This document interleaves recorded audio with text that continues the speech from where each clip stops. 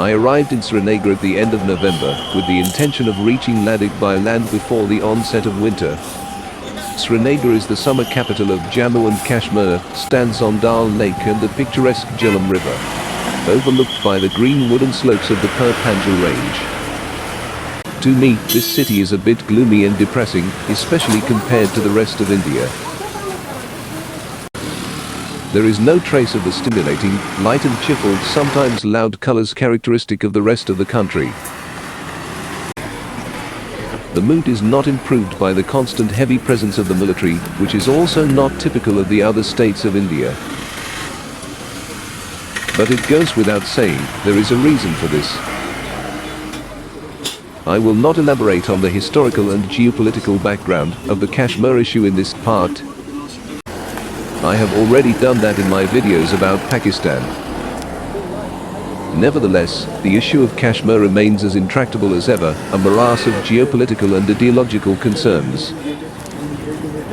Both sides continue to play to their constituencies, and groundbreaking concessions from either seem as elusive as ever, leaving the Kashmiri people stuck in the middle.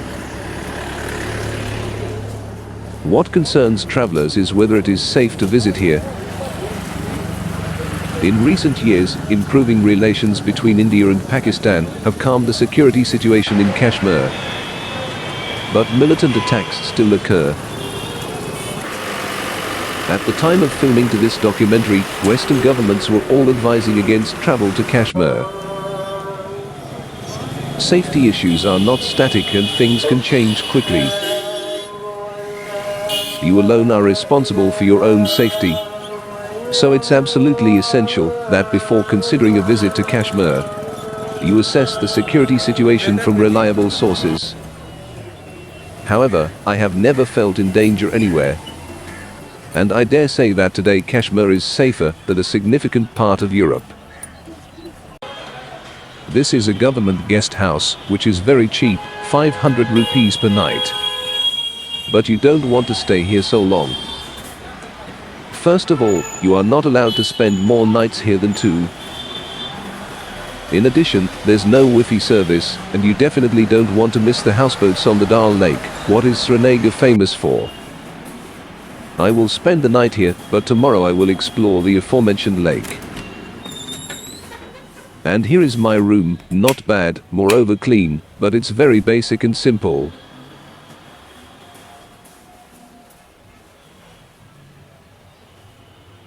You can't do too much here, just watch the evening bustle of the street and listen to the call to evening prayer.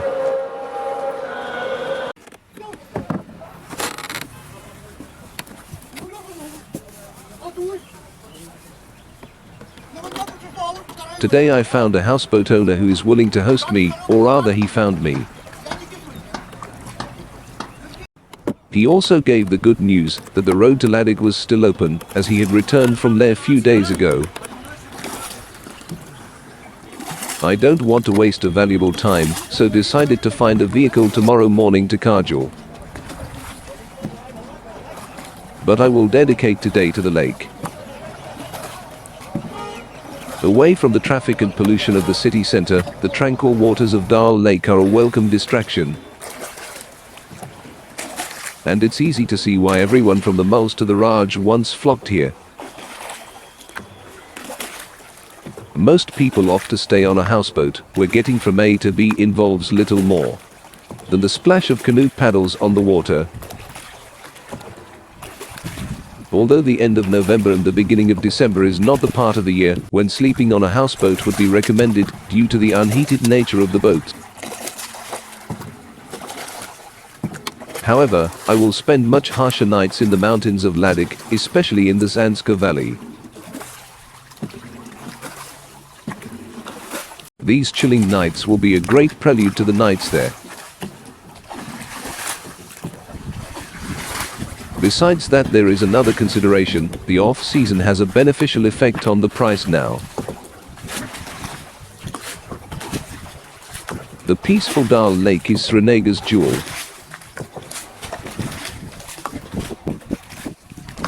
Its edges are a maze of channels, floating gardens and houseboats, lotus flowers and water lilies.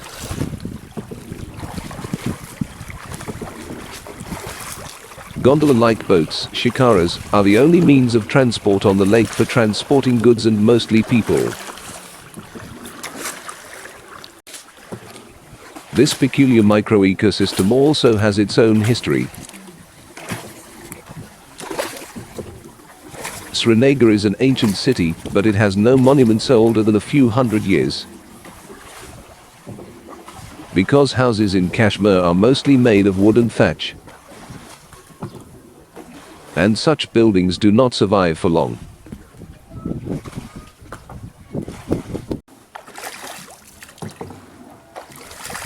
Srinagar is often called the Venice of the East because the city's main traffic line is the river, from which canals branch off.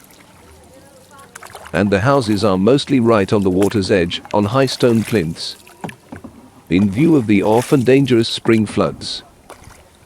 The two sides of the city are connected by old girder bridges. According to tradition, Kashmiris learned this structure from Alexander the Great's pontooner specialists. Meanwhile, we arrived at the houseboat. These fancy houseboats also have a history. They used to be owned by the English. They liked to escape here from the hot summers of the subcontinent and the monsoon. And because according to the law, they could not buy or own real estate or land in Kashmir, they found such an ingenious solution as a loophole. He's after here, huh? If you need anything, you tell him. Tea or anything you need. The city can only be reached by these watercraft. Since I don't have a local SIM card, my foreign SIM card doesn't work in this state, and I don't have any local knowledge, so I decided to stay here.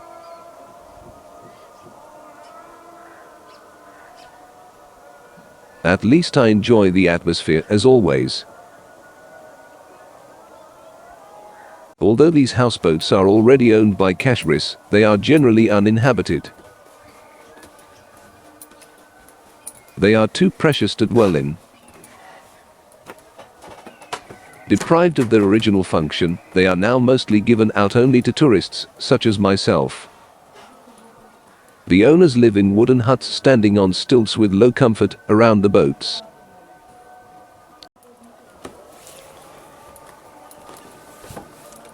What a splendid experience we had on this houseboat. It's not just a stay, it's a memory etched in time.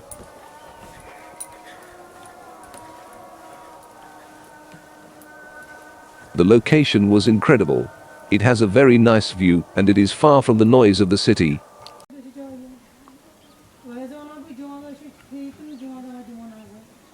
These houseboats are located in one of the most beautiful parts of world-famous Dal Lake, with a magnificent view of Zabawan mountain range and sacred Mahadev Peak.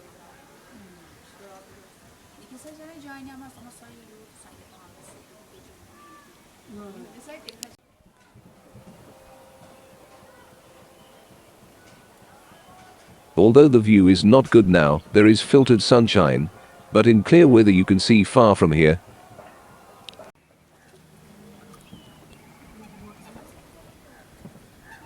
The lake itself is also an important source for commercial operations in fishing and water plant harvesting. The waters of Dal Lake are amazingly clear. Nevertheless, one is advised not to go swimming in the lake. Lotus plants fill sections of Dal Lake and attract tourists. Found across India, East Africa, Southeast Asia and Australia, this plant enjoys an active and interesting daily life cycle. Lotuses root themselves in the mud, their lengthy stems reaching upward to find the top of the water. The lotus flower has a variety of different meanings in different cultures. In Eastern cultures, however, the lotus is seen as a symbol of purity, spiritual enlightenment, and rebirth. Night fell, visibility over the lake dropped to zero. Only the lights of the other houseboats provide some light source. The interior of the houseboat is decorated with beautifully crafted wood carvings, but the temperature is very low. This is how such a boat looks from the inside, from the galley to the bedroom along the aisle.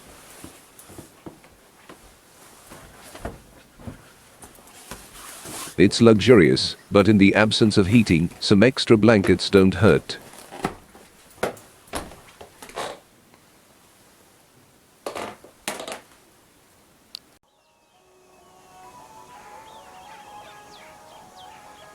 It is the first day of December, and the temperature might have been 2 degrees below zero. It's time for me to leave the lake and inquire about the possibilities of moving on. But I have no illusions that I can continue to cajole today.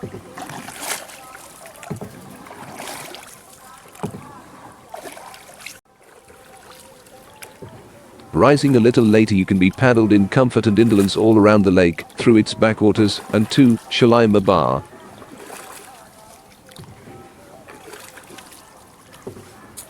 In almost any season, the lake is a magical place with soft light bouncing off the water to suffuse everything with a glow of life. These ghats serve as viewpoints, as well as shikara stands.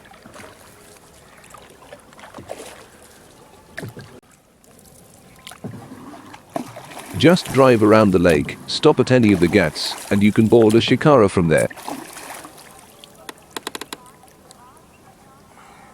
A ride usually lasts 30 to 45 minutes at most from any point.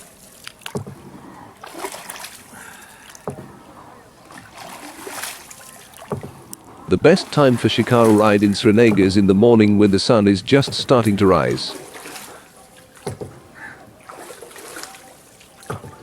The craft relies on deodar wood, which does not decompose in water, ranges from 25 to 41 feet in length.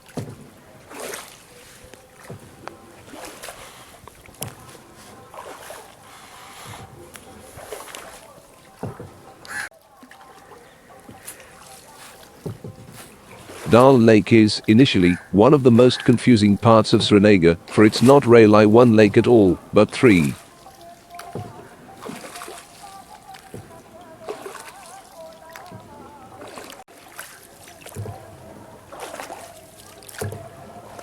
Furthermore, much of it is hardly what one would expect a lake to be like. It's a maze of intricate waterways and channels.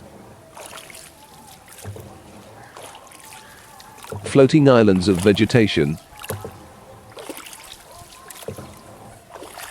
Houseboats that look so firmly mud, they could almost be islands, and hotels on islands, which look like they could simply float away.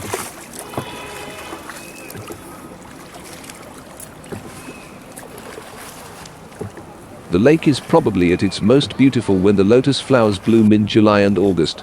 The floating gardens, known as Rad in Kashmiri, are one of the stranger aspects of Dal Lake.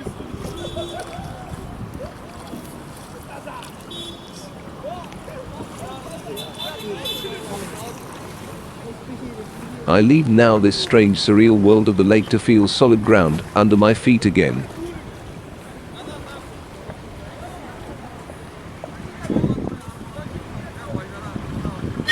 It was time travel at the same time, and now I'm back in the present again.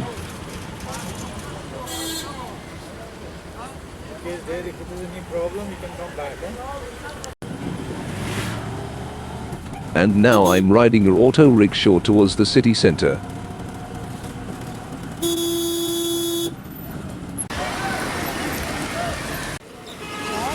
What I expected happened. I'm not going anywhere today. However, I will be leaving tomorrow early in the morning. See you there.